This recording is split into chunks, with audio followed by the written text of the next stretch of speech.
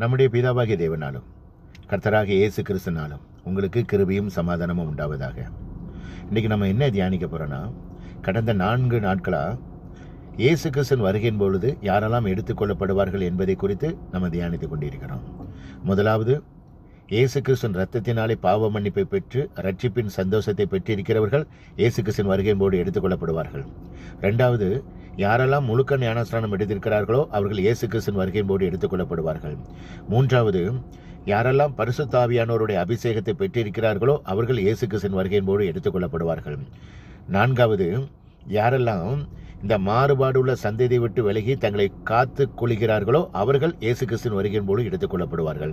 ஐந்தாவது, இன்றைக்கு நம்ம பார்க்க பொழுது யாரெல்லாம் சுவிசேஷத்தை சொல்கிறாங்களோ அவர்கள் இயேசு கிறிஸ்துவின் வருகையின் பொழுது எடுத்துக்கொள்ளப்படுவார்கள். சுவிசேஷம் அறிவிப்பது நம்மளுடைய தலையாய கடமை. எல்லா மனிதர்களுக்கும் சுவிசேஷம் அறிவிப்பது நம்ம தலையாய கடமை. சுவிசேஷம் அறிவிக்காவிட்டால் நமக்கு ஐயோ.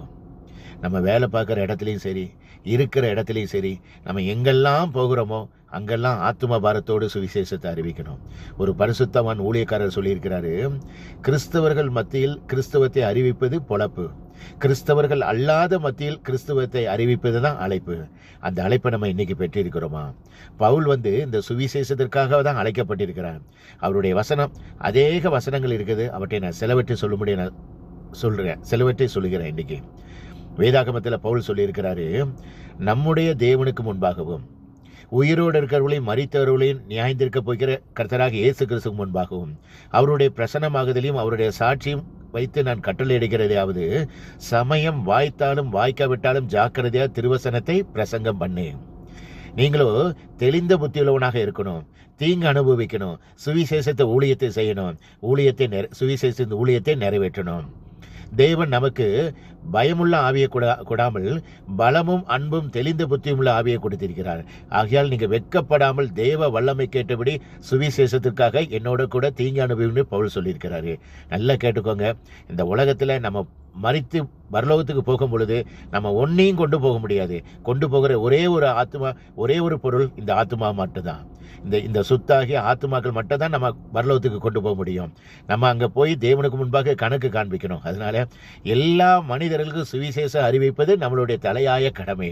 சுவிசேஷம் அறிவித்தால் மட்டுமே நம்ம கர்த்தருடைய வருகையின் பொழுது நம்ம எடுத்துக்கொள்ளப்படுவோம். கர்த்தர் நம்ம சுவிசேஷம் அறிவித்தால் இன்னைக்கு சாத்தானுக்கு உள்ள அந்த ஆத்தும பாரம் நமக்கு கிடையாது.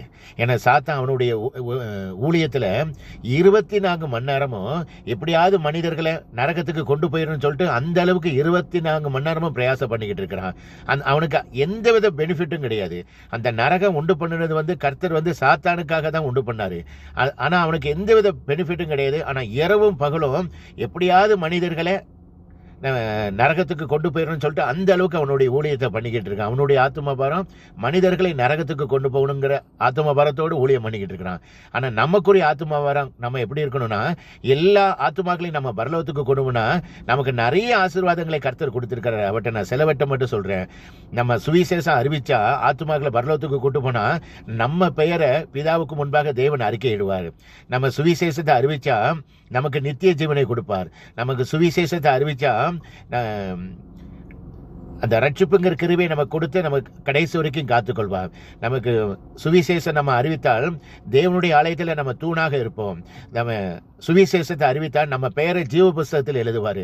எல்லாவற்றுக்கும் மேலாக தேவன் தம்முடைய வலது பாசல நம்ம உட்காரும்படி அந்த கிருபையை கொடுப்பாரு. அதை விட எல்லாவற்றுக்கும் மேலாக பரலோகத்துக்கு நம்ம கூட்டு கொண்டு போவார். இவ்வளோ ஆசீர்வாதத்தையும் நமக்கு கர்த்தர் கொடுக்கும் பொழுது நம்ம ஆத்மா பாரத்தோடு சுவிசேஷம் அறிவிக்கிறது ஒவ்வொருவருடைய தலையாய கடமை. அசால்ட்டா இருந்துடாதீங்க. இயேசு கிறிஸ்து சீக்கிரத்தில் வரப்போகிறார். அந்த எத்தனையோ மக்கள்கள் அழிந்து போகிற ஆத்துமாக்கள் இன்னைக்கு நரகத்தை நோக்கி போய்கிட்டு இருக்கிறாங்க. உங்களையும் என்னையும் கிறிஸ்தவர்களாக தேர்ந்தெடுத்ததுக்கு காரணமே ஆத்துமாக்களை சுவிசேஷத்தை அறிவிப்பதற்காக தான் கிறிஸ்தவர்கள் நம்மளை தேர்ந்தெடுத்திருக்காரு. கர்த்தருடைய விண்ணப்பத்தையும் கர்த்தருடைய சித்தத்தையும் அவருடைய எண்ணத்தையும் நம்ம நிறைவேற்றுவதுதான் ஒவ்வொரு கிறிஸ்தவனுடைய தலையாய கடமை. அதனால வெட்கப்படாம சுவிசேஷத்தை அறிவிங்க. அப்பதான் கர்த்தருடைய வருகையின் பொழுது நம்ம எடுத்துக்கொள்ளப்படுவோம். ஆத்தும பாரத்தோடு சுவிசேஷத்தை விதையுங்க. அவங்களுக்காக ஒவ்வொரு நாளும் ஜெபிங்க. மனம் திரும்ப வேண்டியது, வைக்க வேண்டியது தேவனுடைய கையில இருக்குது. அதனால எல்லாரும் சுவிசேஷத்தை அறிவிங்க. இந்த உலகத்துல உண்மையான தெய்வம், ஒரே ஒரு தெய்வம், இயேசு கிறிஸ்து ஒருவர் மட்டுமே. இயேசு கிறிஸ்து சீக்கிரத்தில் வரப்போகிறார். மனம் திரும்புங்கள், பரலோக ராஜ்யம் சமீபத்திருக்கிறது. கர்த்தருக்கே மகிமை உண்டாவதாக. ஆமேன். அல்லேலூயா.